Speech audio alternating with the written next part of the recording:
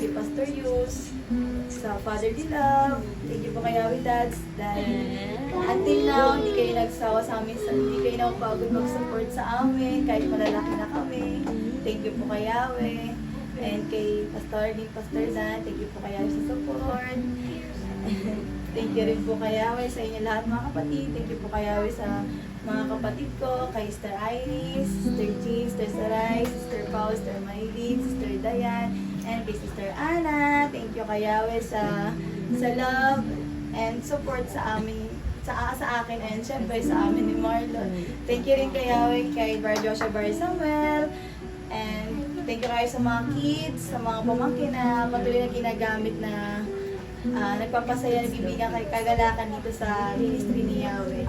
And thank you rin po kayo sa inyo lahat mga kapatid sa pagpunta po rito kahit anong oras na.